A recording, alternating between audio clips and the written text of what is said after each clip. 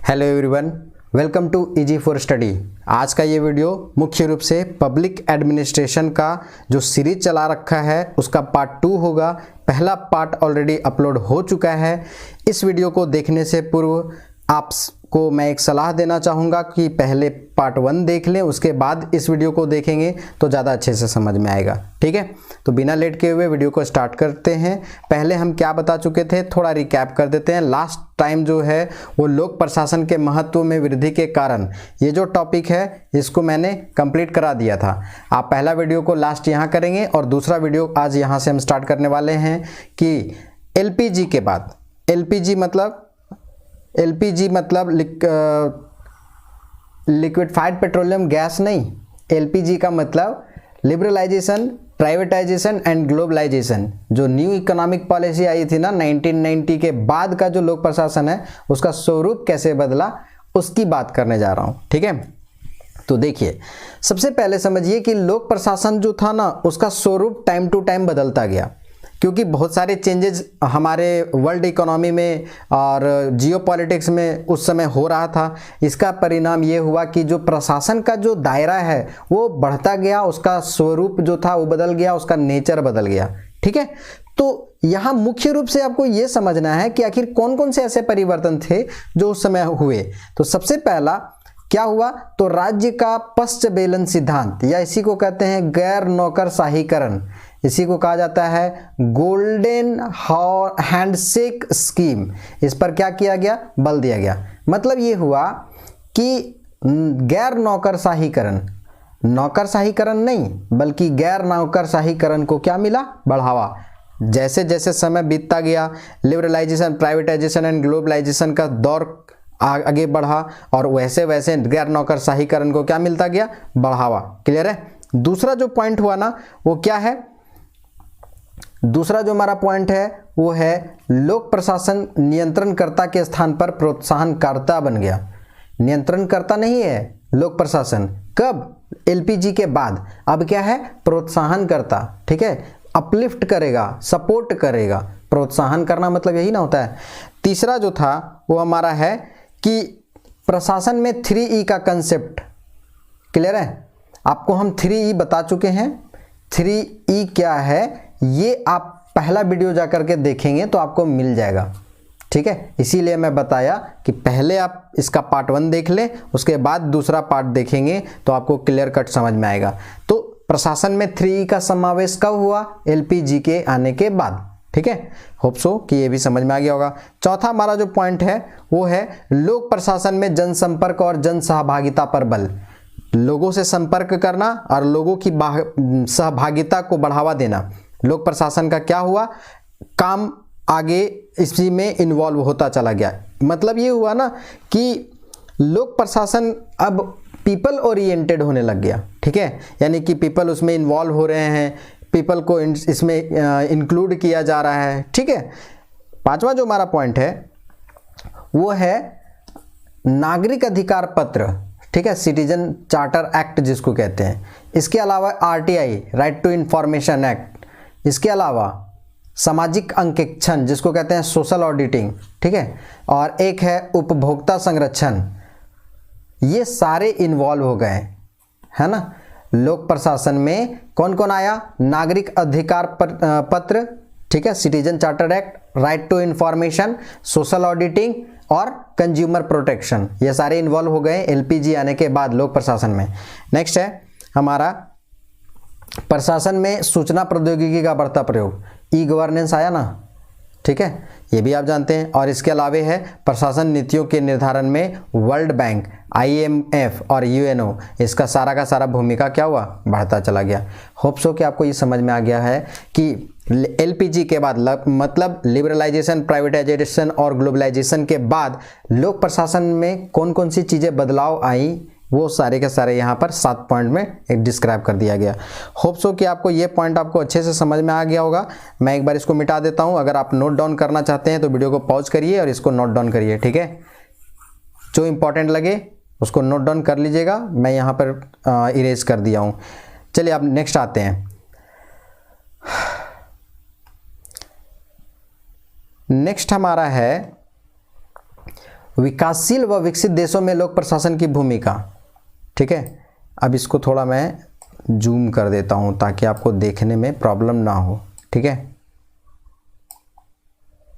क्या महत्व है लोक प्रशासन का विकासशील और विकसित देशों में।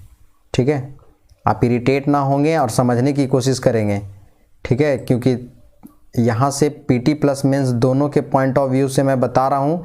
मैंने पहले ही बता दिया है इस बात को कि मैं दोनों को कवर अप करता चला जाऊँगा। चलो सबसे पहले समझते हैं कि विकासशील और विकसित देशों में लोक प्रशासन की भूमिका क्या है। सबसे पहले देखते हैं विकासशील देश किसको कहते हैं, ये बताने की होप्सों की ज़रूरत नहीं है। इसके अलावे विकसित देश किसको कहते हैं, ये बताने की भी ज़रूरत नहीं है। तो सबसे पहला हम देखते हैं विकसित देशों में प्रशासन की क्या विशेषताएं हैं। विकसित देशों में प्रशासन की विशेषताएं क्या है, इसको कुछ इंपॉर्टेंट पॉइंट के रूप में हम समझना चाहेंगे। देखिए, सबसे पहला है विकेंद्रीकृत प्रशासन, डिसेंट्रलाइज्ड एडमिनिस्ट्रेशन की बात करता है। किसमें? विकसित देशों में। कौन? लोक प्रशासन। तो ये इसका क्या है, आपको विशेषताएं। ठीक है, लोक प्रशासन की विकसित देशों में विशेषताओं में पहला विशेषता है विकेंद्रीकृत प्रशासन। डिसेंट्रलाइजेशन मतलब कि पावर का डिवीजन होगा। डिसेंट्रलाइजेशन का यही मतलब होता है। दूसरा है हमारा पॉइंट कि राष्ट्रीय कानूनों के प्रति प्रतिबद्धता। राष्ट्रीय जो उस राष्ट्र में कानून है उसके प्रति प्रतिबद्धता रहेगी। किसकी? लोक प्रशासन की। तीसरा हमारा पॉइंट रहेगा पारदर्शिता युक्त जवाबदेही और उत्तरदायी प्रशासन। ठीक है, ये तीनों इसमें इन्वॉल्व होंगे लोक प्रशासन में। स्पेशली लोक प्रशासन के विकसित देशों का जो गुण है, विकसित देशों में जो गुण है वो है पारदर्शिता युक्त, मतलब नीट एंड क्लीन रहेगा। जो भी काम किया जाएगा वो आपको पता रहेगा। ठीक है, वहाँ की जनता को पता रहेगी। जवाबदेही, रिस्पॉन्सिबल रहेगा। ठीक है, उत्तरदायी प्रशासन रहेगा। इसके अलावा पेशेवर नौकरशाही, यहाँ पर लोक प्रशासन में क्या आने लगे? पेशेवर नौकरशाही आने लगे। इसके अलावा है जन सहभागिता युक्त प्रशासन। जन सहभागिता पहले बता चुका हूँ कि जन सहभागिता जो है वो क्या होने लगी थी? इन्वॉल्व होने लगी थी। जन सहभागिता क्लियर है? जन सहभागिता क्या होने लगी? इन्वॉल्व होने लगी थी। तो लोक प्रशासन का विकसित देशों में जन सहभागिता होना इंपॉर्टेंट है क्योंकि उसका वो नेचर है वहाँ पर। क्लियर है? उसकी विशेषताओं में से एक है। नेक्स्ट हमारा पॉइंट है 6 नंबर, वो है प्रशासनिक संरचना तार्किक व स्वतंत्र। मतलब प्रशासनिक संरचना जो है ना वो तार्किक हो गई। ठीक है, और स्वतंत्र हो गई, एकदम अलग। क्लियर है? ये तो था विकसित देशों में, लेकिन विकासशील देशों का क्या कंडीशन है वो जरा देखें। तो यहाँ का जो पॉइंट है ना 6 पॉइंट, अभी मैं 6 पॉइंट बताया वो विकसित देश का बताया। आप अगर नोट डाउन करना चाहेंगे तो एक बार आप कर सकते हैं। ठीक है, यहाँ से पहले स्क्रीनशॉट लेंगे और इसको आप नोट डाउन करेंगे। इसके अलावा विकासशील देश में क्या विशेषताएं हैं प्रशासन की, क्योंकि लोक प्रशासन की विशेषताएं हैं, पढ़नी है आपको, तो इसको पॉइंट वाइज अगर आप डिस्क्राइब करेंगे ना तो ज़्यादा अच्छा रहेगा। जो टीचर हैं उनको समझ में आएगा कि हाँ बाइफरकेट किया गया है। विकासशील देशों में प्रशासन की क्या है भूमिका या विशेषता? तो पहला है हमारा कि प्रशासन में भ्रष्टाचार व लाल फीताशाही। ये कहाँ पर? विकसित देशों में नहीं, विकासशील देशों में। ठीक है, लाल फीताशाही का मतलब क्या होता है? रेड टेपिज्म, याद रखिएगा। लाल फीताशाही का मतलब होता है रेड टेपिज्म। तो जो प्रशासन है उसमें भ्रष्टाचार आ गया। कहाँ पर? लोक प्रशासन में भ्रष्टाचार और लाल फीताशाही आ गया डेवलपिंग कंट्री में, डेवलपिंग कंट्रीज में। क्लियर है? इसके अलावा दूसरा जो हमारा पॉइंट है ना वो क्या बोलता है कि प्रशासन औपनिवेशिक विरासत। ठीक है, जो पहले से आती जा रही थी उन सारे को यहाँ इंक्लूड करता चला गया औपनिवेशिक विरासत के रूप में। जन सहभागिता की कमी, विकासशील देशों में जन सहभागिता की कमी हो जाती है लोक प्रशासन में। वहीं लोग जो विकसित देश थे वहाँ पर जन सहभागिता को बढ़ावा दिया जा रहा था। उसका अपोजिट हो रहा है, प्रशासन में प्रतिबद्धता का अभाव। वहाँ प्रतिबद्धता था, यहाँ पर नहीं है। इसके अलावा संक्रमणकालीन प्रशासनिक व्यवस्था, सिचुएशन ठीक नहीं है। संक्रमणकालीन का मतलब क्या होता है? खराब। ठीक है, प्रशासनिक व्यवस्था। अकर्मण्यता और रूढ़िवादिता, कहने का मतलब थोड़ा ट्रेडिशनल वैल्यूज़ को ज़्यादा फॉलो करने लगा था। ठीक है, होप सो कि आपको ये भी समझ में आ गया होगा। अब आगे देखते हैं हमारा प्रशासन की भूमिका। प्रशासन की क्या भूमिका है? तो सरकार के उद्देश्यों को प्राप्त करने का ये साधन है। सरकार जो टारगेट करती है लोक प्रशासन के माध्यम से उसको क्या किया जाता है? प्राप्त किया जाता है। दूसरा है जन कल्याण। जन कल्याण के कार्य जो है लोक प्रशासन के माध्यम से ही किए जाते हैं। लोक प्रशासन से जैसा कि हम पहले डेफिनेशन में स्पष्ट कर चुके हैं, लोगों की सेवा करना, लोगों का सुविधा प्रदान करना, तो जन कल्याण का कहीं ना कहीं ये क्या है? माध्यम है। तीसरा है हमारा एकता, अखंडता और शांति व्यवस्था को बनाए रखना। नेक्स्ट है, ये ज़्यादा समझाने की जरूरत नहीं है, इसीलिए मैं हर को नहीं समझा रहा हूँ, नहीं तो मेरा वीडियो हर बार लंबा हो जाता है और बहुत ज़्यादा है, 300-400 पन्ना का है। इतना समझाना थोड़ा सा कॉम्प्लिकेटेड हो जाएगा। जहाँ हमको लगेगा ये बताना जरूरी है मैं वहाँ पर एक्सप्लेन करूँगा। एकता, अखंडता और शांति व्यवस्था बनाए रखने में लोक प्रशासन की क्या महत्व है ये आप जानते हैं। ठीक है, लोक प्रशासन प्रॉपर किया जाएगा तो यूनिटी बनी रहेगी, ठीक है, सोवर्निटी बनी रहेगी, पीसफुल सिचुएशंस रहेंगे सोसाइटी में, ऑब्वियस ही बात है। तो इसको मैं नहीं समझाया हूँ। लोकतंत्र का वाहक है ना, डेमोक्रेसी में ही ये क्या कर, डेमोक्रेसी को ये प्रमोट करता है और इसको प्रोटेक्ट भी करता है लोक प्रशासन। इसके अलावा सामाजिक आर्थिक परिवर्तनकर्ता के रूप में बहुत सारा सोसाइटी में चेंजेज आते हैं, ठीक है, इकोनॉमिक चेंजेज आते हैं, ये सारे चेंजेस जो है लोक प्रशासन के कारण से। नेक्स्ट है हमारा सभ्यता, संस्कृति और कला के संरक्षणकर्ता के रूप में। ये सारी चीज़ों को क्या करता है? सोसाइटी में हमारा जो कल्चर है, ठीक है, कल्चर है, इसके अलावा सिविलाइजेशन है, आर्ट है, सबको क्या करता है? प्रोटेक्ट करता है। इसके अलावा निधि व न्याय प्रदान करना, विधि और न्याय प्रदान करने में ये क्या करता है? मदद करता है। क्लियर है? देखिए,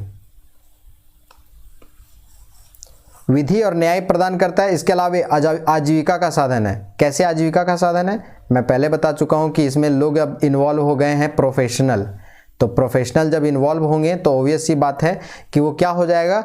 आजीविका का एक साधन हो जाएगा। क्लियर है? तो आजीविका का साधन, विधि व न्याय प्रदान करना, कला संस्कृति का संरक्षण करता, सामाजिक आर्थिक परिवर्तन के रूप में, लोकतंत्र का वाहक है, एकता, अखंडता और शांति बनाए रखने में मदद करता है, जन कल्याण का माध्यम है और सरकार के उद्देश्य को प्राप्त करने का एक महत्वपूर्ण साधन है।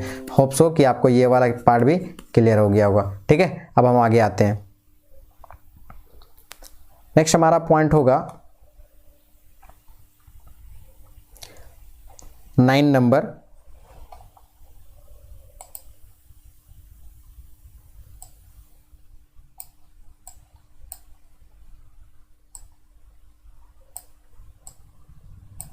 देखिए 9 नंबर हमारा पॉइंट क्या है?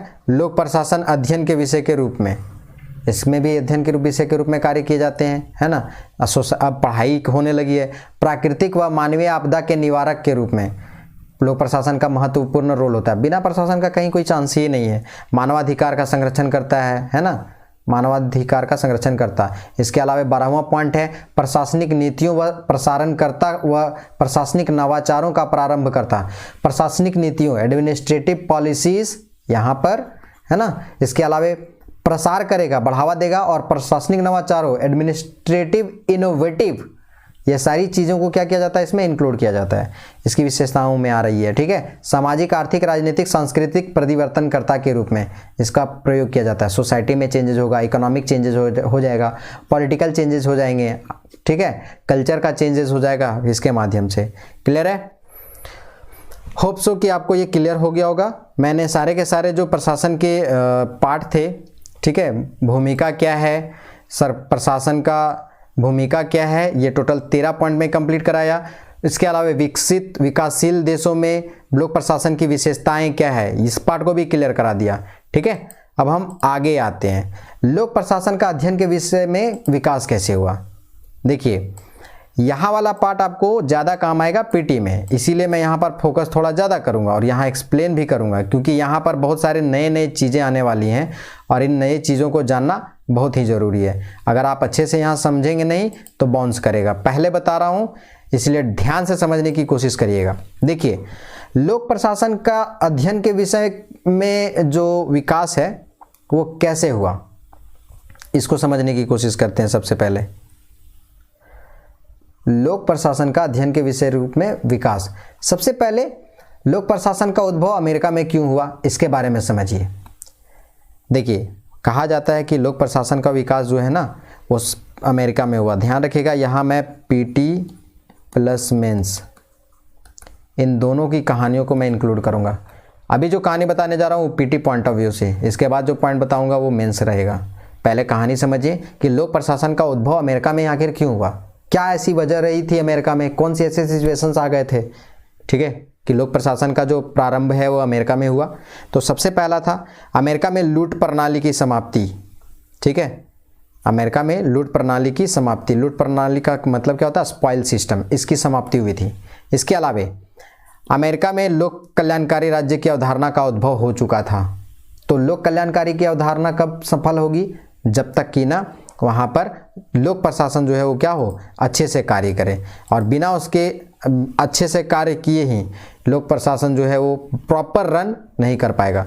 तीसरा जो पॉइंट है वहाँ पर उद्भव होने का कि तीव्र औद्योगिकरण व बड़े पैमाने पर सामाजिक विस्थापन, इंडस्ट्रियलाइजेशन होने लगा था, रैपिड इंडस्ट्रियलाइजेशन जिसको कहते हैं, और लार्ज स्केल पर क्या हो रहा था, सोसाइटी का डिस्प्लेसमेंट हो रहा था, है ना। इसके कारण से क्या हुआ, लोक प्रशासन का विकास अमेरिका में हुआ। इसके अलावा एक और थी कि संगठनों में प्रबंधकीय जटिलताएं बहुत देखी गई। इसका मतलब क्या होता है, तो वहाँ पर जितने भी ऑर्गेनाइजेशन थे ना उसमें बहुत ज़्यादा कॉम्प्लिकेशंस था, मैनेजमेंट में कॉम्प्लिकेशंस, ठीक है, मैनेजमेंट में कॉम्प्लिकेशंस था, जिसके कारण से क्या हुआ, अमेरिका में लोक प्रशासन का उद्भव हुआ। अब देखिए मैं बता रहा था अभी ऊपर ना कि पीटी और मेंस के लिए यहाँ पर क्यों है, तो ये वाला जो पॉइंट है वो पीटी पॉइंट ऑफ व्यू से, इसीलिए इसको ठीक से समझने की कोशिश करिएगा। लोक प्रशासन के विकास के चरण से सवाल बनते ही बनते हैं, ठीक है। आप जितना भी मॉक लगाइएगा, चाहे वो पीटी का हो या मेंस का हो, मेंस में भी तो ऑब्जेक्टिव है, जरूर मिलेंगे वहाँ पर। देखिए कहानी क्या हुआ। दो टाइम पीरियड में इसका विकास के बारे में बात करते हैं। पहला 1887 से पहले का क्या कहानी है और 1887 के बाद का क्या कहानी है। 1887 से पहले का कहानी ये है कि प्राचीन राजनीतिक चिंतकों के द्वारा प्रशासन का अध्ययन किया जा रहा था। जैसे हमारे कौटिल्य साहब हैं, सबसे महान आदमी चाणक्य, मैं उनका सबसे बड़ा स्टांच फॉलोवर हूँ, ठीक है। कोशिश करता हूँ पर बहुत ऐसी चीज़ें हैं जहाँ फंस जाती है, लेकिन कोशिश करता हूँ कि उनकी बातों को ध्यान में रखूँ हमेशा, ऑलवेज, ठीक है।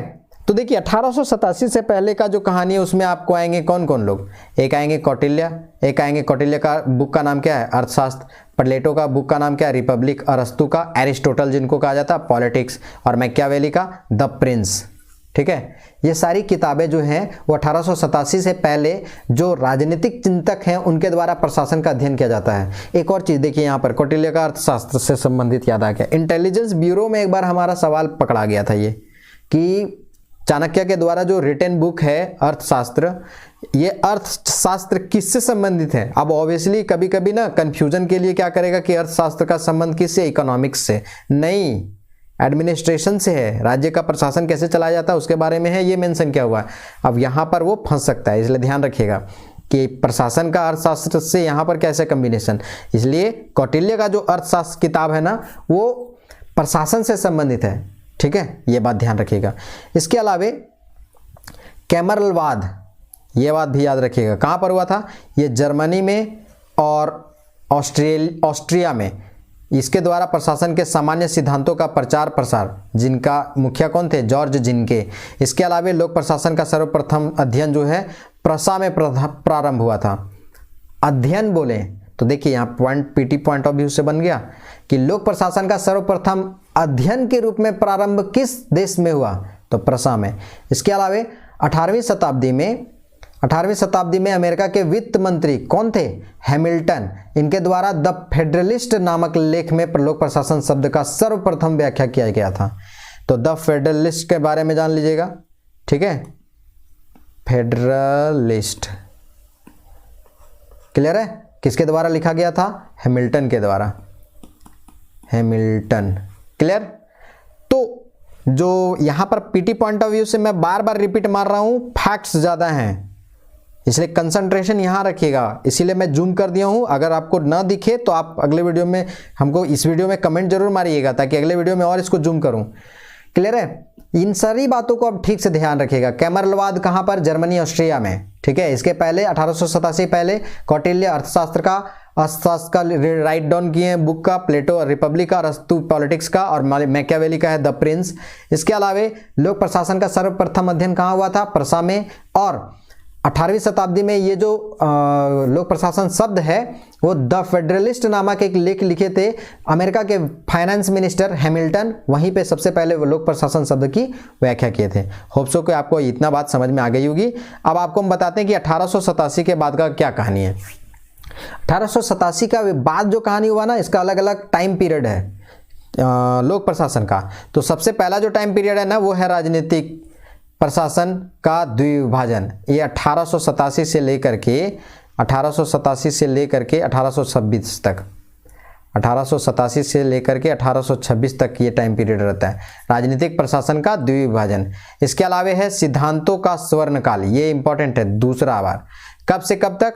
1927 से लेकर के 1937 तक के टाइम पीरियड को कहा जाता है सिद्धांतों का स्वर्णकाल। इसके अलावा तीसरा जो पॉइंट है वो हमारा है चुनौतियों का काल। चुनौती का काल लोक प्रशासन का कब से कब को कहा जाता है? तो 1938 से लेकर के 1947 तक, ठीक है, ये कहते हैं चुनौती। यहाँ बहुत चुनौती दी गई थी लोक प्रशासन पे सवाल उठाया गया था कि आखिर ये है क्या, कहाँ से उद्भव हुआ, बहुत सारे सवाल आए थे। तो चुनौती का काल इसी को कहा जाता है। पहचान की संकट, सोचिए जब चुनौती आती है ना लाइफ में तो पहचान का संकट बनने लग जाता है। 1948 से लेकर के 1970 तक के जो टाइम पीरियड है ना, 1947 से लेकर के 1970 तक के जो टाइम पीरियड है उसको कहा जाता है पहचान का संकट। और अंतः अनुशासनात्मक अध्ययन पर बल कब दिया गया था? तो 1971 में, 1971 से 90 तक, और एलपीजी और लोक प्रशासन 1991 के बाद। ये तो आपको पता ही होगा। तो देखिए दो बातों को यहाँ पर ध्यान रखिएगा कि इसका जो विभिन्न चरण है वो 1887 से पहले का कहानी बताना होगा और 1887 के बाद का कहानी बताना होगा। 87 से पहले क्या क्या आया, कहाँ से आया, कौन टर्म को दिया, कहाँ अध्ययन किया गया, ठीक है, और जो राजनीतिक चिंतक थे उनमें से कौन कौन लोगों ने भाग लिया था इसके बारे में अध्ययन करने में या अध्ययन अध्यापन में मदद किए थे। क्लियर है? और 1887 के बाद में कहानी में क्या समझना होगा कि लोक प्रशासन का जब उदय हुआ तो कैसे कैसे उसका ग्रोथ हुआ। ठीक है, देखिए प्रोडक्ट का ना लाइफ साइकिल होता है, जैसे इंट्रोडक्शन होगा, ग्रोथ होगा, ठीक है, एकदम एक पिक पॉइंट पे चला जाएगा, ठीक है, और उसके बाद वो डिक्लाइन करना चालू हो जाएगा।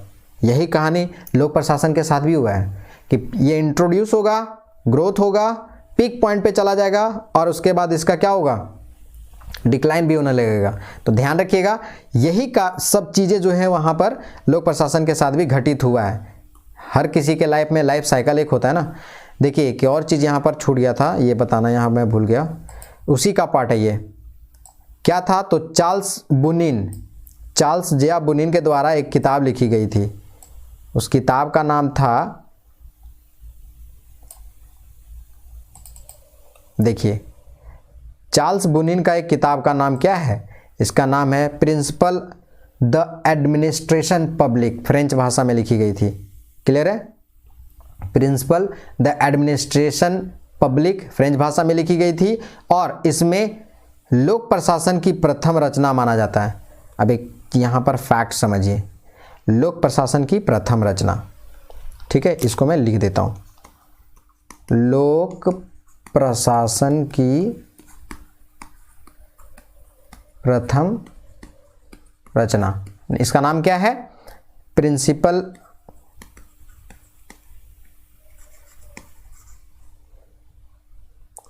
Of the administration.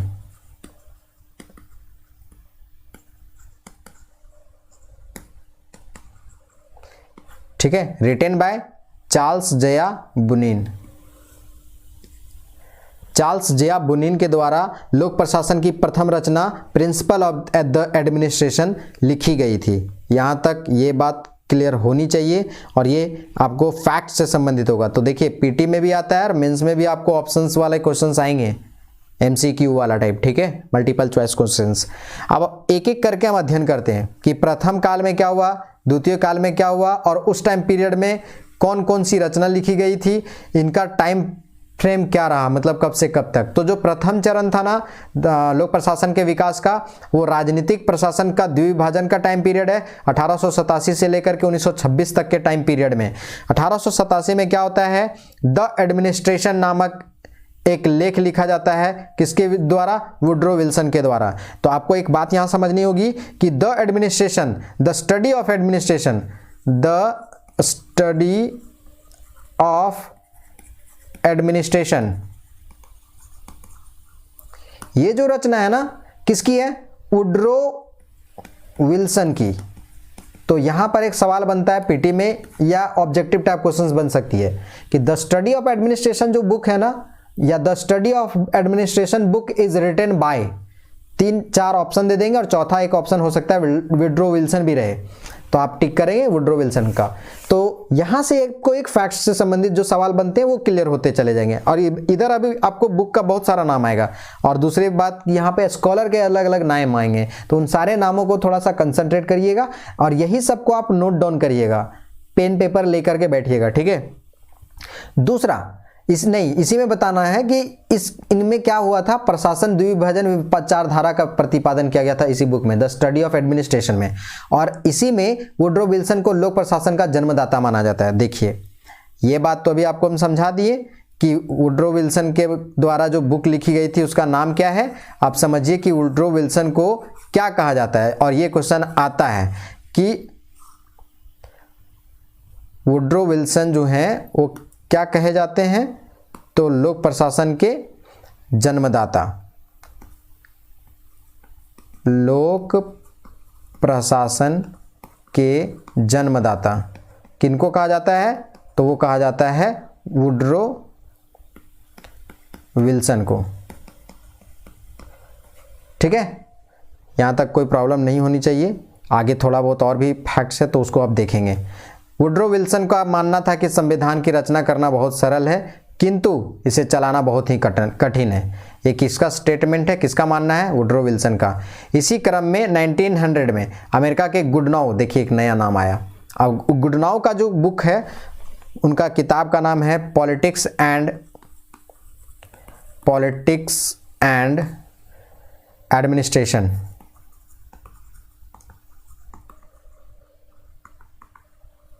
ये किताब किसके द्वारा लिखा गया था, तो गुडनाउ के द्वारा।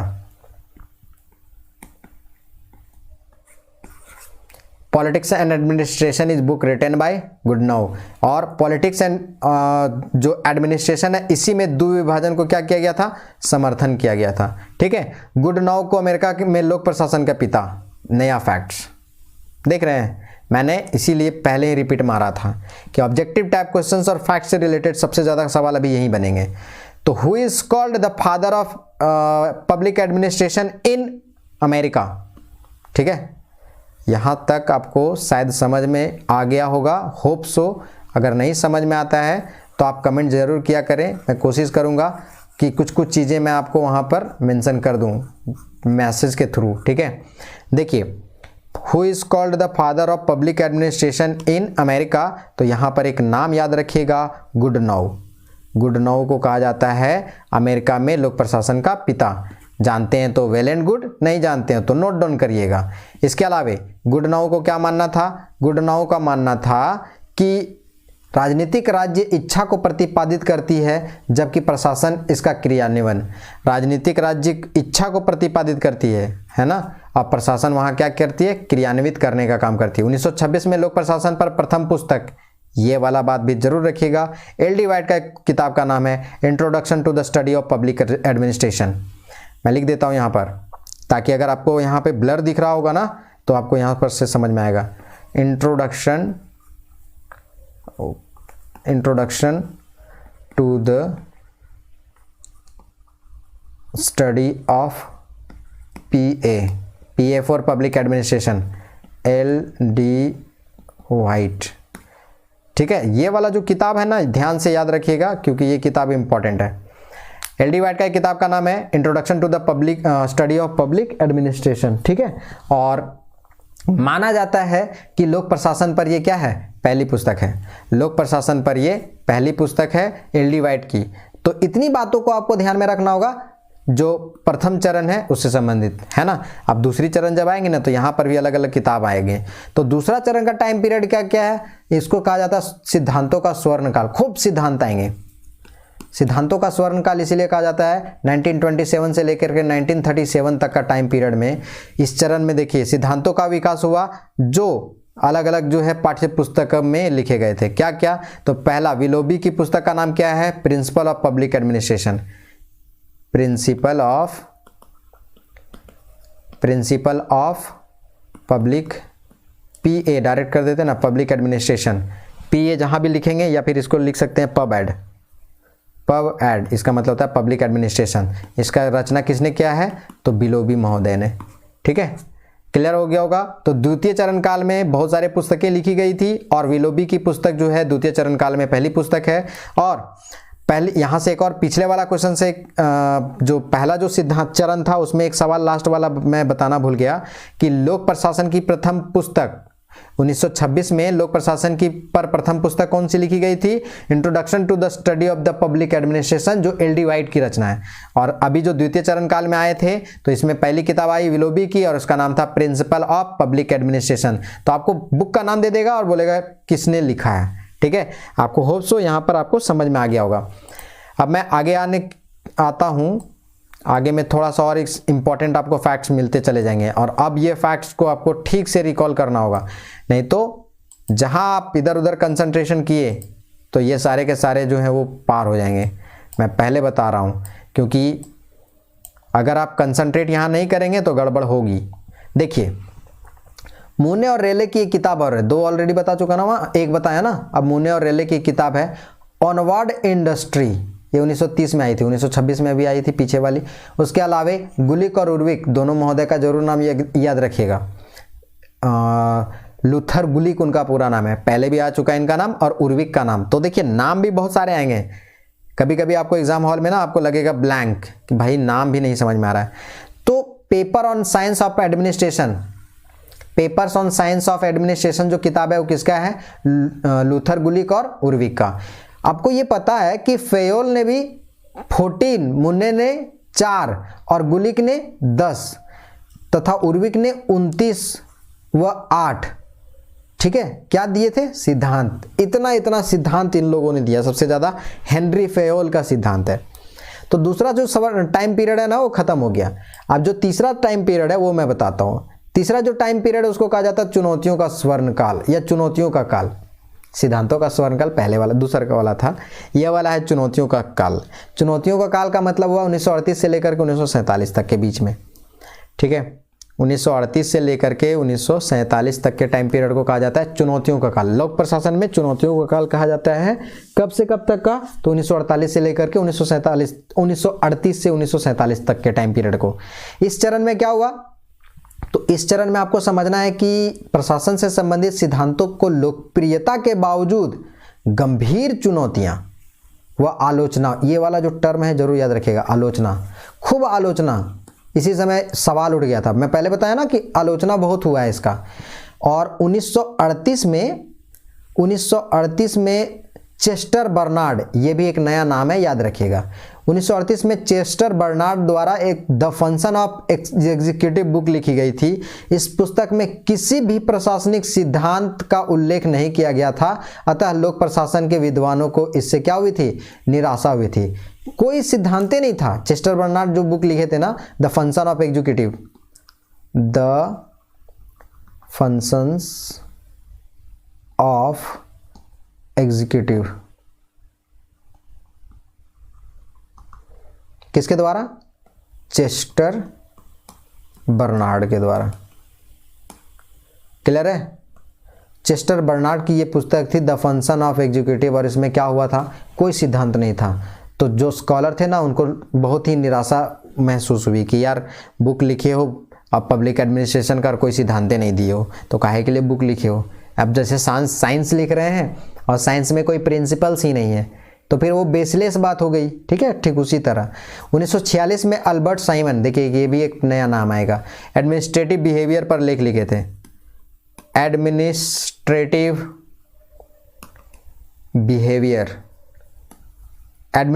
Behaviour book is written by behaviour written by किसके द्वारा ये लिखा गया था? तो ये लिखा गया था अल्बर्ट साइमन के द्वारा।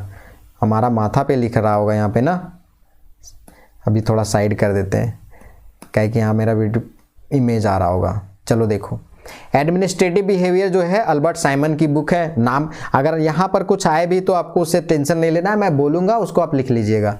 तो उसी यहाँ पर क्या किया गया, तो नामक लेख में प्रशासनिक सिद्धांतों को क्या कहा गया? मुहावरे व लोकोक्तियाँ कहा गया। देख रहे हैं कितना चुनौती मिल रहा है। लोक प्रशासन को कह रहा है कि इसका जो सिद्धांत है, इसके जो प्रिंसिपल्स हैं वो क्या है? आइडम्स एंड फ्रेजेस, ठीक है, मुहावरे और लोकोक्तियाँ। तब ना इनको बहुत, यहाँ पर लोक प्रशासन में जो स्कॉलर थे उनको बहुत ही चुनौती का सामना करना पड़ा। इसको इसके विकास के समय में, इसके समय में जो स्कॉलर थे उस समय में उन लोगों ने बहुत मेहनत किया कि नहीं इसको एक पहचान दी जाए, और उन लोगों को बहुत परेशानियों का सामना करना पड़ा, सारी चुनौतियों का जवाब देना पड़ा, तब जाकर के आज पब्लिक एडमिनिस्ट्रेशन इस लेवल तक आया है कि हम लोग जेपीएससी में इसका एक पेपर प्रॉपर पढ़ते हैं। यूपीएससी में भी एडमिनिस्ट्रेशन से संबंधित कुछ कुछ बातें हैं जो पढ़ना पड़ जाता है, ठीक है।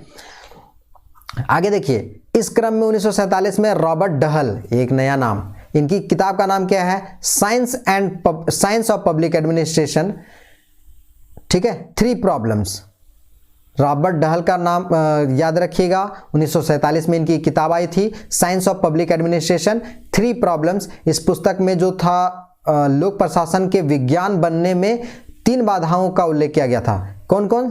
प्रशासन का मूल्य युक्त अध्ययन, इसका कुछ वैल्यू होता है, मानव व्यवहार की परिवर्तनीयता और सामाजिक परिवेश। ये तीनों जो थी ना बातें, ये बाधा बनकर के उभर के आई क्या होने में? कि लोक प्रशासन जो है विज्ञान बनने में। हम पहले बता चुके थे कि लोक प्रशासन कला के रूप में और लोक प्रशासन विज्ञान के रूप में। पहला वीडियो जरूर देखेंगे, बाउंस करेगा नहीं तो। मैं पहले रिपीट कर दिया हूँ वीडियो स्टार्ट से पहले, क्लियर है? तो पहले आप पढ़ के आए होंगे तो यहाँ समझ में आ जाएगा कि प्रशासन का, लोक प्रशासन का विज्ञान के बनने में 3 बाधाएं लेकर के आ गए रॉबर्ट डहल महोदय। इनकी किताब का नाम था science of public administration 3 problems. वो 3 प्रॉब्लम्स कौन कौन थे? प्रशासन का मूल्य युक्त अध्ययन, मानव व्यवहार की परिवर्तनीयता और सामाजिक परिवेश। होप सो कि आपको ये भी समझ में आ गया होगा। अब आते हैं चतुर्थ चरण में। चतुर्थ चरण को, अब वहाँ तो चुनौती मिल ही गया था, थर्ड वाला में देखिए चुनौती मिल गया ना, चुनौती यहीं पर मिल गया था। अब चुनौती यहाँ मिल गया है तो उसके बाद देखिए क्या कहानी है। चतुर्थ में आ गया पहचान का संकट, यहाँ पर अपना रिकॉग्निशन को प्रॉब्लम हो गया। इस चरण में क्या हुआ? इस चरण में लोक प्रशासन के कुछ विद्वान राजनीतिक विज्ञान की ओर चले गए। किससे? लोक प्रशासन से राजनीतिक विज्ञान की ओर चले गए, तथा जॉन गॉस ने 1950 में trends in the theory of public administration नामक लेख में लोक प्रशासन को राजनीतिक विज्ञान की ही एक शाखा बताया, लेकिन लोक प्रशासन विषय के अस्तित्व को बचाए रखने के लिए कुछ नई अवधारणाओं का विकास हुआ। देख रहे हैं, पहचान का भी संकट हो गया, ठीक है। मान के चलिए आप अगर कुछ अच्छा काम नहीं करते हैं लाइफ में तो आपका रिकॉग्निशन का प्रॉब्लम हो जाएगा। कड़वी सच्चाई है सोसाइटी का, अगर आप कुछ नहीं करेंगे, आपका वैल्यू नहीं बढ़ेगा, तो आप जहां हैं ना वहीं पर ख़त्म हो जाएंगे। कोई कुछ नहीं पूछने वाला है। यहाँ पर भी ठीक उसी तरह स्ट्रगलिंग फेज में लोक प्रशासन जो सब्जेक्ट था, विषय था, उसके साथ प्रॉब्लम हो रहा था। तो ये जो बुक है जॉन गॉस का trends in the theory of public administration, इसमें राजनीतिक विज्ञान बोल दिया गया। किसको? पब्लिक एडमिनिस्ट्रेशन को, लोक प्रशासन को राजनीतिक विज्ञान बोल दिया गया, ठीक है। हालांकि इसका अस्तित्व बचाए रखने के लिए बहुत सारे और भी स्कॉलर जो थे वो प्रयासरत थे, ठीक है।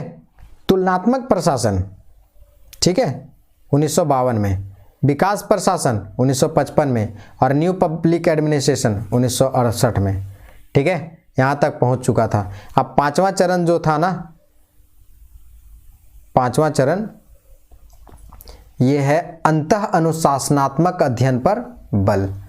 अब ये 1971 से लेकर के 1990 तक के जो टाइम पीरियड है वहाँ तक अब इसका अध्ययन की बात कहने लगी सोसाइटी वाले लोग और स्कॉलर लोग, उनको भी एक्सेप्ट करने लगे। क्योंकि उस समय क्या हुआ, जितना भी प्रॉब्लम्स फेस किए जा रहे थे सारे के सारे चुनौतियों का जवाब दिया गया स्कॉलर के द्वारा, ठीक है।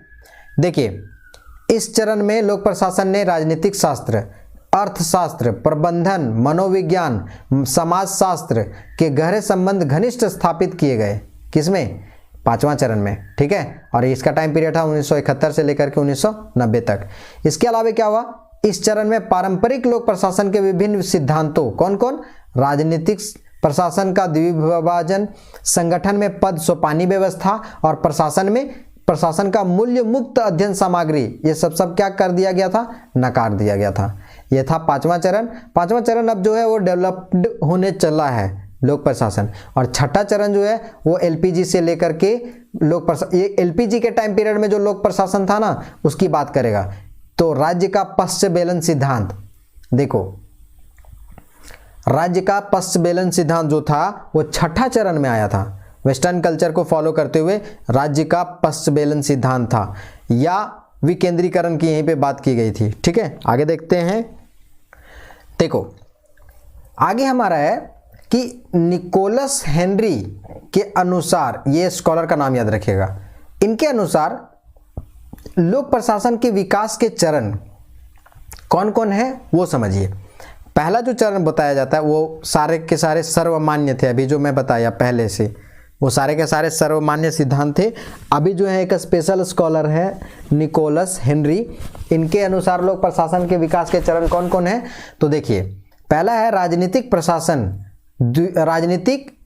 द्विविभाजन 1900 से लेकर के 1926 तक, ठीक है। इसके अलावे इनका एक पुस्तक का नाम था, एक बात याद रखिएगा, public administration and public affairs. इस पुस्तक में इसको आप मेंशन किए हैं, निकोलस हेनरी की एक किताब है। आप देखिए यहाँ पर एक किताब का भी नाम याद रखिएगा, निकोलस हेनरी, इनकी पुस्तक का नाम क्या है, public administration and public affair, public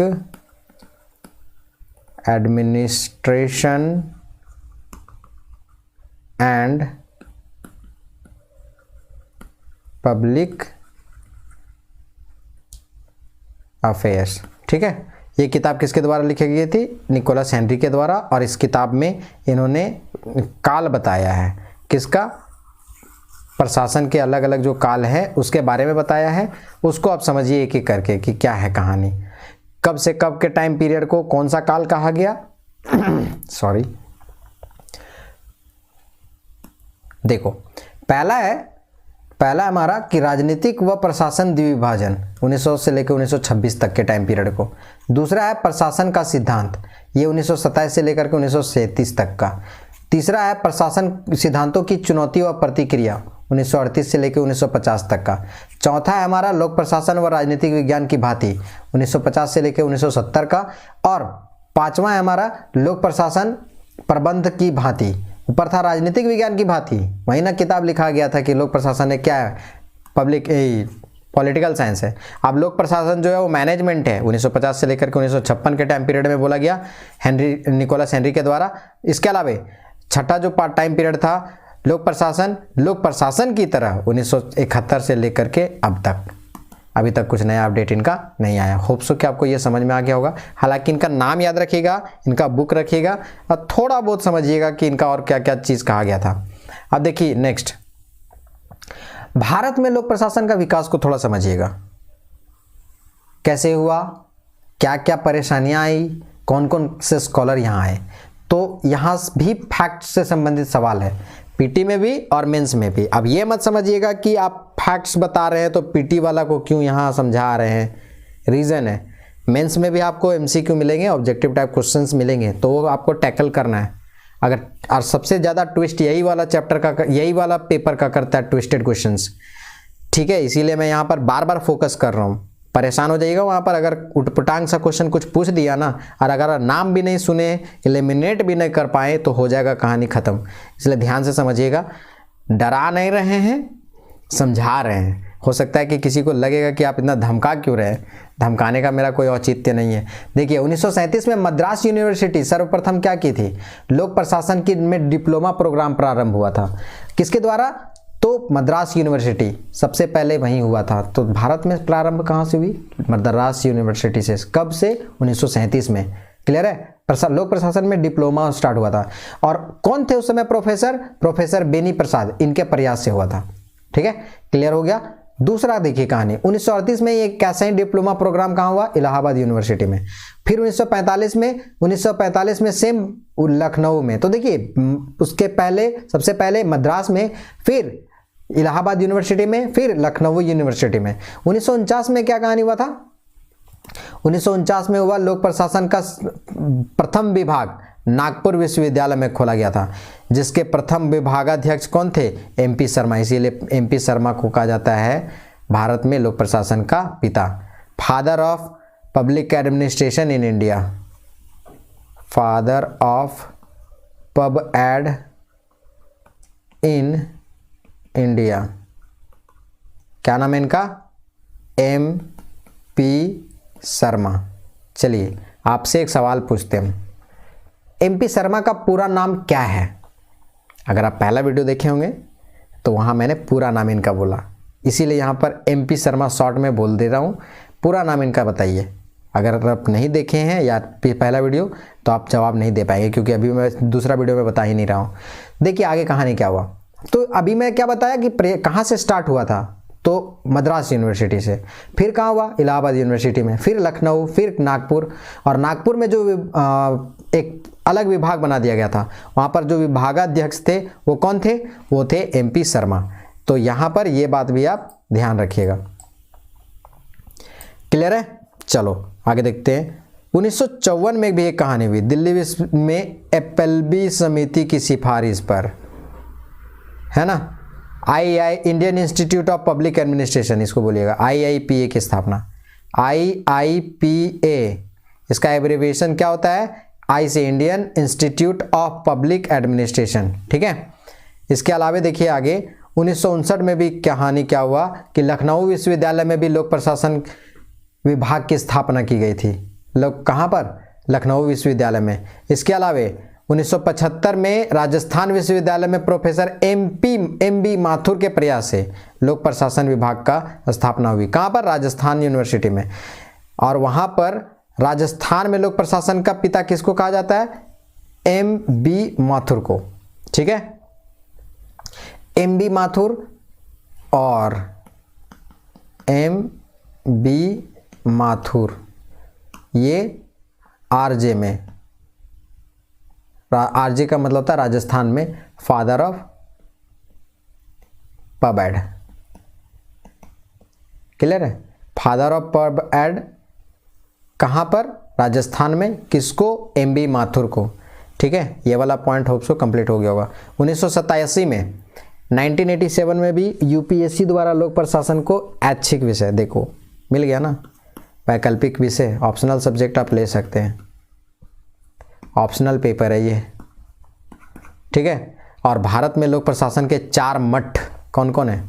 मठ मतलब समझते हैं, जहाँ सबसे ज़्यादा यहाँ पर इसका रिसर्च होता है, हैदराबाद में, चंडीगढ़ में, जयपुर में और लखनऊ में। ये चारों मठ को याद रखिएगा, हैदराबाद, इसके अलावा चंडीगढ़, इसके अलावा जयपुर और लखनऊ।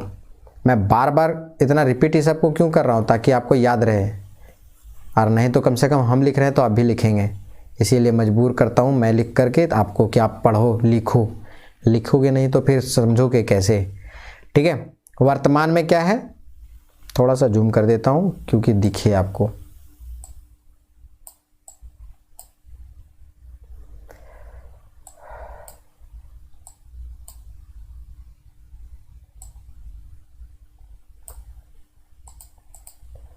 देखो वर्तमान में टोटल 50 ऐसे विश्वविद्यालय हैं, ठीक है, जहां पर लोक प्रशासन हेतु क्या है,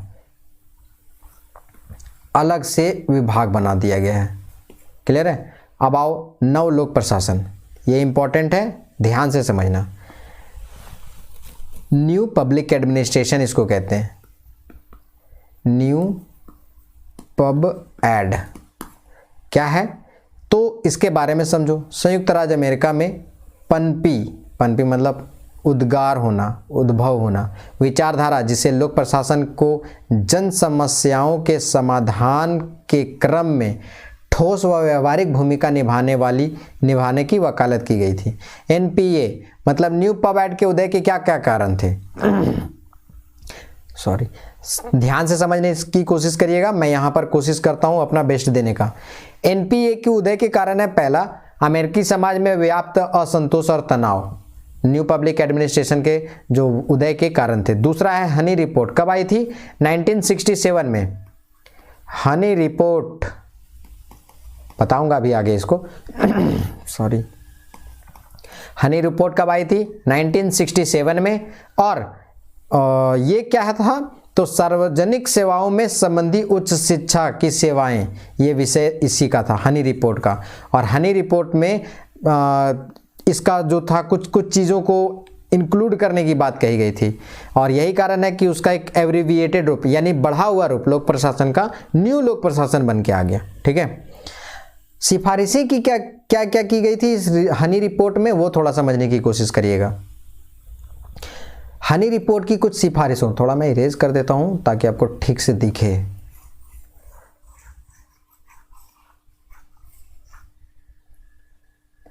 हनी रिपोर्ट की जो सिफारिशें थी वो क्या थी? तो पहला जो सिफारिश था वो था एमए में छात्रवृत्ति की घोषणा, एमए में छात्रवृत्तियों की घोषणा। और दूसरा सिफारिश थी लोक प्रशासन में शोध कार्य करने वाले अभ्यर्थियों को आर्थिक सहायता। ठीक है, और तीसरा था लोक सेवा संबंधी शिक्षा हेतु राष्ट्रीय आयोग की स्थापना। ये तीनों बातें किससे संबंधित है? ये तीनों बातें हनी रिपोर्ट से संबंधित है जो 1967 में आई थी। और ये इसका विषय क्या था इस हनी रिपोर्ट का? तो सार्वजनिक सेवाओं में से संबंधित उच्च शिक्षा। ठीक है, और इसका सिफारिश है यहाँ पर। तो देखिए आपके लिए एक नया टर्म आया ना, हनी रिपोर्ट का संबंध किससे है। ठीक है, हनी रिपोर्ट का विषय क्या था, हनी रिपोर्ट कब आई थी, हनी रिपोर्ट के कुछ इंपॉर्टेंट यहाँ पर सिफारिशें हैं उसको भी मैं ऐड कर दिया हूँ। तो इतनी सारी बातों को आप जरूर ध्यान में रखिएगा पीटी पॉइंट ऑफ व्यू से यहाँ पर, या जो ऑब्जेक्टिव टाइप क्वेश्चंस बनते हैं उसके ध्यान में रख करके इसको यहाँ पर इंक्लूड किया गया है। नेक्स्ट हमारा फिलाडेल्फिया सम्मेलन, ये भी बहुत इंपॉर्टेंट है। फिलाडेल्फिया सम्मेलन कब हुई थी? 1967 में। और इसके अध्यक्ष कौन थे? Charles worth. मैं लिख देता हूँ, चार्ल्स वर्थ जो थे फिलाडेल्फिया सम्मेलन के क्या थे? अध्यक्ष थे। फिलाडेल्फिया सम्मेलन, फिलाडेल्फिया सम्मेलन, समिट जिसको कहते हैं, फिलाडेल्फिया सम्मेलन। क्लियर है? देखो इसकी कुछ मुख्य बात, पहले विषय समझ लो। विषय क्या था? लोक प्रशासन के सिद्धांत व व्यवहार। फिलाडेल्फिया जो सम्मेलन था उसका जो विषय था वो था लोक प्रशासन के सिद्धांत व व्यवहार। और इसमें मुख्य बातें क्या बताई गई थी? तो पहली जो मुख्य बात थी ना वो समझ लो। पहला है पद सोपानी व्यवस्था को लचीला बनाने पर बल। पद सोपानी हायरार्की सिस्टम को लिबरल बनाने की बात कही गई थी, है ना, थोड़ा नॉर्मल करने की बात कही गई थी। दूसरा है समाज में सामाजिक समता की स्थापना करना, सोशल जो इक्वलिटी है उसकी बात कर रहा था सोसाइटी में, यही वाला जो फिलाडेल्फिया सम्मेलन था उसमें कहा गया था। तीसरा जो हमारा पॉइंट है इसमें, तो लोक प्रशासन का ध्यान निर्धनता, देखो निर्धनता एक टर्म है, बेरोजगारी है, प्रदूषण, इस सामाजिक समस्याओं से क्या करने की बात कही गई थी? सामाजिक समस्याओं पर होना चाहिए लोक प्रशासन का क्या ध्यान, क्या क्या पे? तो पहला था पॉवर्टी पे, अनएम्प्लॉयमेंट पे, और उसके बाद पॉल्यूशन पे। क्लियर है?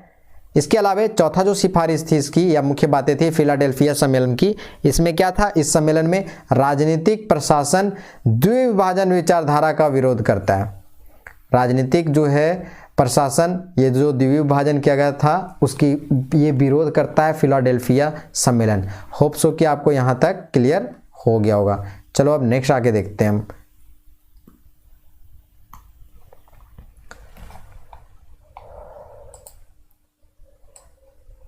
फिलाडेल्फिया के बाद आपको एक और बताते हैं, मिन्नो ब्रुक। आपके लिए ये भी नया होगा, ठीक है। अगर नया नहीं है, जिनके लिए ये नया नहीं है उनके लिए तो खैर समझ सकते हैं कि ठीक ठाक लेवल पहुंच गए हैं। मिन्नो ब्रुक, फिलाडेल्फिया, है ना, इतना आसान नहीं है। नया नया टर्म्स आएंगे। हम लोग जब फर्स्ट टाइम पढ़ रहे थे तो अजीब सा लग रहा था, ये नाम क्या है, मिन्नो ब्रुक, पर समझना पड़ा था। यहाँ देखिए 4 नंबर में, 4 नंबर में है मिन्नोब्रुक सम्मेलन। ये कब हुई थी? मिन्नोब्रुक हुई थी 1968 में। मिन्नोब्रुक सम्मेलन जो हुई थी वो कब हुई थी? 1968 में। क्या कहानी था? इसके पहले अध्यक्ष समझिए, वाल्डो। और इस सम्मेलन में महत्वपूर्ण मुद्दा लोक प्रशासन में मूल्य निरपेक्षता और इसकी प्रासंगिकता था। मूल्य की निरपेक्षता पहली बात, और दूसरा प्रासंगिकता ये दूसरी बात। इनको क्या किया गया था? इसको इंक्लूड किया गया था, इंपॉर्टेंट मुद्दा के रूप में इसको रखा गया था। इसके अलावा मिन्नोब्रुक सम्मेलन में और क्या हुई थी? तो इस सम्मेलन में लोक प्रशासन के लक्ष्य के रूप में प्रासंगिकता व मूल्य सामाजिक समता परिवर्तन को चिन्हित किया गया था। ठीक है, इसी मिन्नोब्रुक में। और वाल्डो इस समय एक किताब लिखे थे, क्या नाम था उसका? इनका एक किताब था या लेख था, public administration in a time of turbulence. ठीक है, ये जो बुक है वो किसका है? वाल्डो का। इंपॉर्टेंट याद रखिएगा इसको। वाल्डो का जो किताब है उसका नाम क्या है? उसका नाम है public administration in a time of turbulence, माने जब विपरीत परिस्थिति है, टर्बुलेंस के टाइम में पब्लिक एडमिनिस्ट्रेशन। अब देखो, नौ लोक प्रशासन जो न्यू पब्लिक एडमिनिस्ट्रेशन है ना, इसका लक्ष्य क्या है? इसका लक्ष्य समझने की कोशिश करते हैं। तो पहला प्रासंगिकता। प्रासंगिकता मतलब लोक प्रशासन की सामाजिक, आर्थिक, राजनीतिक प्रासंगिकता सहित व्यवहारिकता पर बल दिया गया था। तो ये प्रासंगिकता की बात कर रहा है। दूसरा उसका वैल्यू होगा, मूल्य होगा। क्या है मूल्य? तो लोक प्रशासन मूल्य मुक्तता के स्थान पर मूल्य उन्मुक्तता पर बल दिया गया, क्योंकि मूल्य युक्त, यहां पे मुक्तता नहीं होगा, मूल्य युक्तता होगा। युक्तता ये गलत है।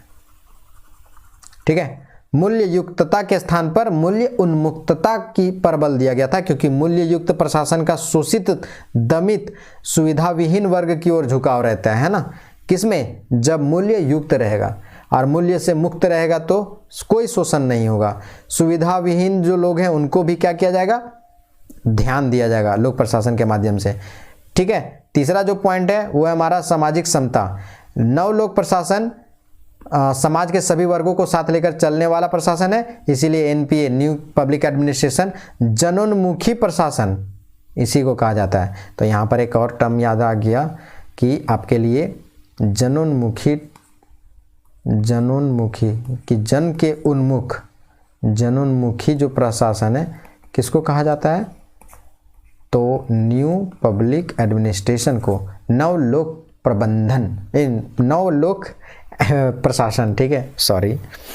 आगे देखो, मैनेजमेंट से किए ना मास्टर, तो प्रबंधन बार बार आ रहा है। परिवर्तन, देखो एनपीए सामाजिक, आर्थिक और परिवर्तन का समर्थक है। यानी new public administration, full form non performing assets मत कर देना भाई, एनपीए वाला जैसे बोलते हैं। तो न्यू पब्लिक एडमिनिस्ट्रेशन बोल रहा हूँ यहाँ। तो जो परिवर्तन है उसका समर्थक है न्यू पब्लिक एडमिनिस्ट्रेशन। कैसी परिवर्तन? तो सामाजिक, आर्थिक परिवर्तन। होप सो कि आपको यहाँ वाला पार्ट भी समझ में आ गया होगा। आगे देखते हैं। अब थोड़ा विशेषताएं देख लेते हैं एनपीए की, न्यू पब्लिक एडमिनिस्ट्रेशन की कुछ विशेषताएं हैं, और विशेषताओं के बाद इसकी कुछ आलोचनाएं भी करेंगे। हर किसी का करते हम लोग, है ना। आलोचनाएं बहुत ज़रूरी है लाइफ में यार। देख लो, जब तक क्रिटिसिज्म नहीं होगा ना तुम परफॉर्म नहीं करोगे। आजकल के यंगस्टर का तो यही कहानी है ना, जब तक प्रेशर नहीं पड़ेगा ना तो परफॉर्मेंस नहीं होता है। तो प्रेशर कैसे पड़ेगा? सोसाइटी जब ताना मारेगी, सोसाइटी जब गाली देगी, ऑब्वियस है आप जाओगे, अभी कुछ नहीं कर रहे हो तो चार तरफ से आपको सुनने को मिलेंगे। दोनों कानों से एक बार आएंगे और उसके बाद दोनों बीच में टकरा करके आपका जो मेडुला है ना, न्यूरॉन है ना, सारे के सारे हिला के रख देंगे। आप तब जा कर के आप मजबूर होकर के पढ़ेंगे। मजाक नहीं कर रहा हूँ, सीरियसली जो पर्सनल एक्सपीरियंस है वो मैं शेयर कर रहा हूँ। देखो, न्यू पब्लिक एडमिनिस्ट्रेशन की कुछ विशेषताएं हैं, इसको समझने की कोशिश करते हैं। क्या है न्यू पब्लिक एडमिनिस्ट्रेशन की विशेषताएं? तो पहला, न्यू पब्लिक एडमिनिस्ट्रेशन राजनीतिक प्रशासन द्विविभाजन सिद्धांत पर का प्रबल विरोध करती है। राजनीतिक प्रशासन द्विविभाजन, इस सिद्धांत को ये मानवे नहीं करती है न्यू पब्लिक एडमिनिस्ट्रेशन। दूसरा, न्यू पब्लिक एडमिनिस्ट्रेशन है ना, मानवीय दृष्टिकोण का क्या है? समर्थक है। मानवीय दृष्टिकोण मतलब मानव से संबंधित। तीसरा, न्यू पब्लिक एडमिनिस्ट्रेशन का जो लक्ष्य है ना, प्रासंगिकता, मूल्य, सामाजिक समता और परिवर्तन है। इसके अलावा यह कठोर पद सोपानिक व्यवस्था का क्या करता है, विरोध करता है। और न्यू पब्लिक जो एडमिनिस्ट्रेशन है, इसके लक्ष्य को प्राप्ति करने का 4D क्या है, साधन है। अब एक नया टर्म आपके लिए, 4D स्टैंड्स फॉर, 4D कौन कौन, तो पहला डिसेंट्रलाइजेशन, डिसेंट्रलाइजेशन पहला डी। दूसरा डेलीगेशन, डेलीगेशन जिसको प्रत्यायोजन कहते हैं, डेमोक्रेटिजेशन, डेमोक्रेटिजेशन। और चौथा डी जो है डिब्यूक्रेटाइजेशन, हिंदी में ही लिख देता हूँ, डिब्यूरोक्रेटाइजेशन, डिब्यूरोक्रेटाइजेशन। आप समझने की कोशिश करिएगा, मेरा तात्पर्य यहाँ पर है उसको आप ले लीजिएगा। मेरा तात्पर्य क्या है कि 4D स्टैंड्स फॉर, यानी चारों डी कौन कौन है, 3 को कोई ठीक ठीक लिखेगा, चौथा नहीं लिखेगा, बस बोलेगा कौन ऑड वन आउट है बताओ। ठीक है, देखो यहाँ पे थोड़ा सा सामने कर देते हैं। ये 4D का मतलब हुआ डिसेंट्रलाइजेशन, डेलीगेशन और डेमोक्रेटाइजेशन और डिब्यूरोक्रेटाइजेशन। इन सारी बातों को याद रखिएगा, 4D स्टैंड्स फॉर। इसके अलावा जो हमारा 6 पॉइंट है, ये है यह ग्राहकों उन्मुख पर बल देता है, ऑब्वियस है। तो ये सारी क्या थी, NPA या नन कर रहे हैं, न्यू पब्लिक एडमिनिस्ट्रेशन, इनकी क्या है, विशेषताएं हैं। अब देखो इसका क्रिटिसिज्म करेंगे। तो न्यू पब्लिक एडमिनिस्ट्रेशन का क्या आलोचनाएं हैं, तो देखिए सवाल ऐसा बन सकता है कि नव लोक प्रशासन क्या है, इसकी विशेषताएं क्या हैं, इनका आलोचनात्मक विश्लेषण करिए, है ना। तो यहाँ पर ये वाला बात भी आपको ध्यान में रखना होगा कि आलोचनात्मक विश्लेषण कैसे करेंगे, जब आपको आलोचना इसका क्या किया जाता है उसको पता नहीं रहेगा। तो देखो पहला आलोचना क्या है, चूंकि यह विचारधारा अमेरिका में विकसित हुई अतः विकासशील देशों के लिए ये क्या है, अत्यधिक प्रासंगिक नहीं है। अब सिंपल सा फंडा है, न्यू पब्लिक एडमिनिस्ट्रेशन का उद्भव कहाँ हुआ, अमेरिका में। अरे अमेरिका कैसी देश है, तो एक डेवलप्ड नेशन है। अब डेवलप्ड नेशन की जो प्रॉब्लम्स है, डेवलप्ड नेशन के जो चुनौतियां हैं, डेवलप्ड नेशन के जो और भी चीज़ें हैं, वो फैक्टर न्यू पब्लिक एडमिनिस्ट्रेशन से इंक्लूड करती है। लेकिन डेवलपिंग नेशंस में जरूरी थोड़ी कि डेवलप्ड नेशन के जैसे सिचुएशंस हो। तो ये आलोचना है कि न्यू पब्लिक एडमिनिस्ट्रेशन क्योंकि कहाँ पर ये विकसित हुई थी, वो अमेरिका में। और अमेरिका क्या है, एक विकासशील न होकर विकसित देश है। तो विकासशील देशों में ये क्या है, अधिक प्रासंगिक नहीं है। पहला समझ में आ गया। दूसरा देखो, दूसरा है, एक तरफ न्यू पब्लिक एडमिनिस्ट्रेशन प्रशासनिक तंत्र पर अपनी निर्भरता दर्शाता है, तो दूसरी तरफ क्या है, यह अवधारणा वी नौकरशाही का समर्थन करता है, जो एक क्या है, एक दूसरे का विरोधी। कैसे, पहली तरफ क्या बताया, अपनी प्रशासनिक तंत्र पर अपनी निर्भरता को दर्शाता है। अब प्रशासनिक तंत्र पर पब्लिक एडमिनिस्ट्रेशन निर्भर करता है, तो फिर वी नौकरशाही कैसे, है ना। फिर से समझना, अगर न्यू पब्लिक एडमिनिस्ट्रेशन क्या कहता है, प्रशासनिक तंत्र पर अपनी निर्भरता को बताता है कि हम डिपेंड करते हैं किस पे, जो पब्लिक एडमिनिस्ट्रेशन है वो डिपेंड करता है किस पे, तो एडमिनिस्ट्रेशन पे, प्रशासनिक तंत्र पे। ये बताता है कि हम उस पर निर्भर करते हैं, ठीक है। तो अगर कोई चीज़ या कोई जो पॉइंट है या कोई जो डाटा है वो एक पर डिपेंड करता है, तो दूसरे से वो एक्सक्लूड नहीं कर सकता है। यानी प्रशासनिक तंत्र अपनी निर्भरता जो है, NPA जो है प्रशासनिक तंत्र पर निर्भर करता है, तो वो वी नौकरशाही का समर्थन नहीं कर सकता है, क्योंकि वी नौकरशाही वही करेगा जो नौकरशाही से अलग है, क्योंकि नौकरशाही का तो अपोजिट होता है वी नौकरशाही। नहीं समझ में आया, फिर से बताते हैं, हमको डाउट है यहाँ पे। न्यू पब्लिक एडमिनिस्ट्रेशन प्रशासनिक तंत्र पर अपनी निर्भरता को दर्शाता है, ठीक है, प्रशासनिक तंत्र पर। तो प्रशासनिक तंत्र में प्रशासन के बहुत सारे लोग रहते हैं, तो प्रशासन के लोग रहते हैं तो वो ब्यूरोक्रेट्स होते हैं। तो फिर आप ब्यूरोक्रेट्स वहाँ पर जब प्रशासनिक तंत्र में है, तो आप वी नौकरशाही का समर्थन कैसे कर सकते हैं, दूसरी तरफ क्या है कि वे बोलता है कि हम भी नौकरशाही का समर्थन करते हैं, जो एक दूसरे का क्या है, दोनों विरोधी है। होप सो कि इस बार आप समझ गए होंगे। तीसरा, अगर फिर भी नहीं समझे हो आप कमेंट में कमेंट करना, फिर से हम बता देंगे वहीं पे। देखो, एनपीए मूल्यों पर अत्यधिक बल देता है, ठीक है, मूल्यों पे। एनपीए जो है न्यू पब्लिक एडमिनिस्ट्रेशन वैल्यूज पे क्या करता है, ज़्यादा बल देता है। होप सो कि ये क्रिटिसिज्म जो समझ में आ गया होगा। देखो यहाँ पर तीनों मिन्नो-ब्रुक सम्मेलन को थोड़ा एक्सप्लेन करने की कोशिश करूँगा। देखो यहाँ पे ना पेज मेरा टर्न नहीं हो पा रहा है, ठीक है, पेज नहीं टर्न हो पा रहा है, इसके कारण से मैं सॉरी हूँ, ठीक है।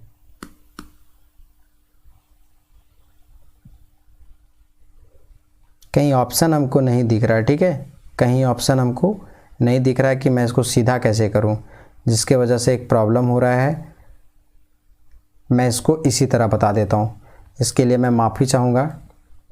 देखो मैं कोशिश किया, कहीं मुझे ऑप्शन हमको नहीं दिखा, ठीक है, कहीं हमको ऑप्शन नहीं दिखा कि मैं इसको पलट कैसे दूं। अगर किन्हीं को लगता है तो आप यहाँ पे ना हमको ज़रूर सजेस्ट करेंगे, कहीं अगर ऐसा सिचुएशन आए फिर से मैं फंसूँ तो वहाँ पर आप थोड़ा सा मुझे टेक्निकली हेल्प कर सकते हैं। मुझे यहाँ नहीं पता चल रहा है कि किसको कौन सा क्लिक करूँ और ये सीधा हो जाएगा, तो मैं अभी यहाँ पे कंटिन्यू करता हूँ, ठीक है। देखो जो मिन्नो-ब्रुक सम्मेलन था ना वो टोटल 3 हुआ था। तो पहला जो मिन्नो-ब्रुक सम्मेलन हुआ था फर्स्ट वाला वो 1968 में हुआ था। क्या हुआ था इसमें, सभी सहभागी इसमें क्या थे, युवा सहभागी थे, युवा सहभागी थे इसमें, ठीक है। दूसरा क्या था, इसका आयोजन अमेरिका के सामाजिक आर्थिक उथल पुथल के दौरान हुआ था, ठीक है। दूसरा था यूएसए के सामाजिक आर्थिक उथल पुथल के टाइम पीरियड में हुआ था,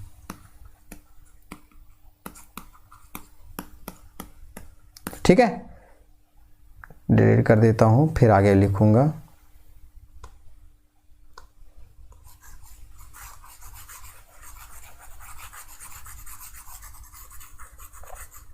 और क्या हुआ था इसी टाइम पीरियड में वो मैं बता देता हूं।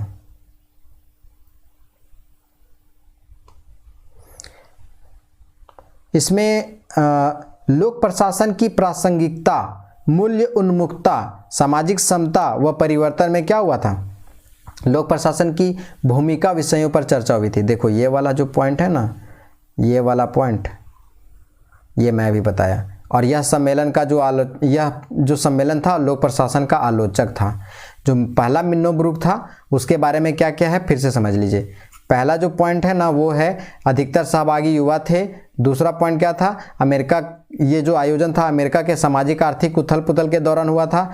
तीसरा क्या था, तीसरा हमारा था कि ये प्रासंगिकता, लोक प्रशासन की प्रासंगिकता, मूल्य उन्मुखता और सामाजिक समता व परिवर्तन में लोक प्रशासन की भूमिका विषयों पर चर्चा हुई थी। और चौथा पॉइंट क्या बोलता है हमारा, चौथा पॉइंट बोलता है कि यह सम्मेलन लोक प्रशासन का आलोचक था। होप सो कि आपको ये वाला पॉइंट समझ में आ गया होगा। देखो यार थोड़ा सा उलट गया है, हमको समझ में नहीं आ रहा है ये पीडीएफ में कि इसको हम कैसे सीधा करें इस पेज को, और नहीं समझ में आने के कारण से हम आप लोगों को ऐसे ही समझा रहे हैं, इसके लिए मैं सो सॉरी हूँ। देखो दूसरा जो मिन्नो-ब्रुक सम्मेलन हुआ था ना वो 1988 में हुआ था, ठीक है। एक काम कर सकते हैं, इसका ना मैं डिटेल टेलीग्राम में डाल दूंगा, आप वहाँ पर इस पेज का, उसके बाद आप वहाँ से नोट डाउन कर सकते हैं। दूसरा जो था ना 1988 में आया था, ठीक है। इसमें भी युवा और वरिष्ठ दोनों थे, युवा और वरिष्ठ दोनों थे। और क्या है, इसका आयोजन जो था आर्थिक सुधारों, विश्वव्यापी आर्थिक सुधारों यानी लिबरलाइजेशन, प्राइवेटाइजेशन और ग्लोबलाइजेशन के टाइम पीरियड में क्या हुआ था, उसी के दौरान हुआ था। 1988 का टाइम पीरियड वही है।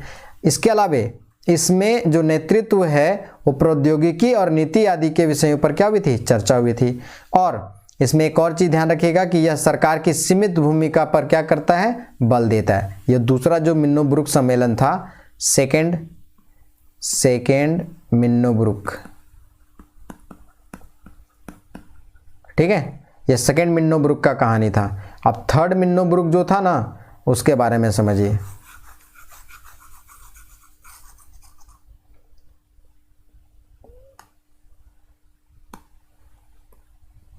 देखो, थर्ड मिन्नोब्रुक जो सम्मेलन था वो कब हुआ था? 2008 में। इसमें 13 देशों के 220 प्रतिभागी, यानी यहाँ मैं लिख देता हूँ ताकि आपको प्रॉब्लम नहीं हो, 13 देश और 220 प्रतिभागी। ठीक है, इसका आयोजन कहाँ हुआ था? अमेरिका के आर्थिक मंदी व एम गवर्नेंस के दौरान हुआ था। ठीक है, इसके अलावा इसमें एक और था कि जो चर्चा का जो मुख्य बिंदु था ना, वो किससे संबंधित था? तो प्रशासन में पारदर्शिता, उत्तरदायित्व, जवाबदेहिता और साझा प्रयास, ये सारे के सारे जो थे इसके विषय थे जिस पे बात हुई थी।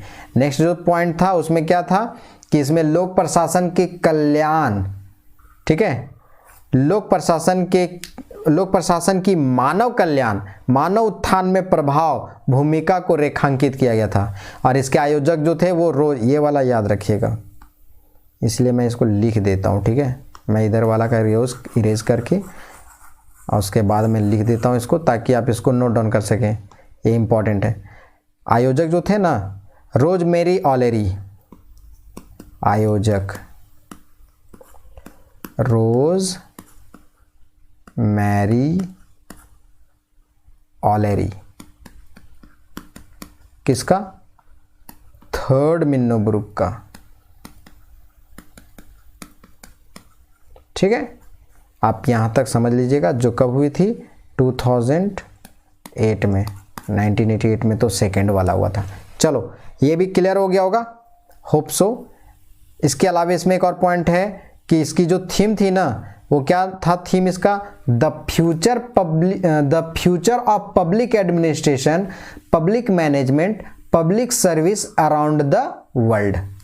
ठीक है, एक काम करते हैं, इस वर्ड को भी लिख देते हैं ताकि आपको यहाँ से भी किसी तरह से कोई परेशानी नहीं है। भले उल्टा है पर मैं लिख दूंगा तो आप उसको नोट डाउन तो कर ही सकते हैं, उसमें कोई बड़ी बात थोड़ी है। चलो, इसका जो थीम था, क्योंकि हो सकता है कि थर्ड मिन्नोब्रुक का थीम क्या था ये पूछ दिया, तब क्या करेंगे? इसका क्या था थीम? तो the future of public administration, इसके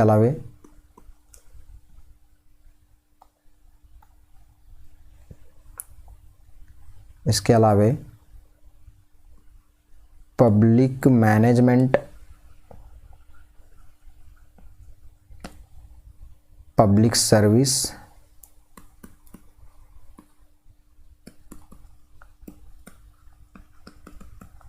अराउंड द वर्ल्ड। ये इसका क्या था? थीम था, ध्यान रहे, ये इसका थीम था। समझ में आ गया होगा? ये थीम था रोजमेरी ऑलेरी व सन ही की द्वारा मिन्नोब्रुक कॉन्फ्रेंस के श्रेष्ठ, यहाँ एक थोड़ा सा कुछ और होगा, श्रेष्ठ लेखों को द बेस्ट ऑफ मिन्नोब्रुक थर्ड नामक पुस्तक में प्रकाशित किया गया था। तो एक लेख है द बेस्ट ऑफ मिन्नोब्रुक थर्ड, ठीक है, द बेस्ट ऑफ मिन्नोब्रुक थर्ड, यहां मैं लिख देता हूं, द बेस्ट ऑफ मिन्नोब्रुक थर्ड। इसका लेख जो लिखा गया था वो कौन लिखे थे? यही रोजमेरी ऑलेरी और सुनहिग किम, ये दोनों याद रखिएगा, ऑलेरी और किम, इनकी लेख है थर्ड मिन्नोब्रुक का। होप सो कि आपको ये वाला पूरा पॉइंट समझ में आ गया होगा। लास्ट वाला पॉइंट थोड़ा सा हो सकता है कि आपको कॉम्प्लिकेशंस लगे, पर थोड़ा लास्ट वाला में कष्ट कर लीजिएगा, इसको ठीक से समझने की कोशिश करिएगा। मिन्नो ब्रूक अगर नहीं समझेंगे तो थोड़ा प्रॉब्लम हो सकता है, क्योंकि ये विकास का एक क्रम है और यहाँ से आपको आगे बताऊँगा। नेक्स्ट वीडियो में हमारा रहेगा संगठन के सिद्धांत से संबंधित, ठीक है। बाकी मिलते हैं हम नेक्स्ट वीडियो में, तब तक के लिए थैंक यू वेरी मच।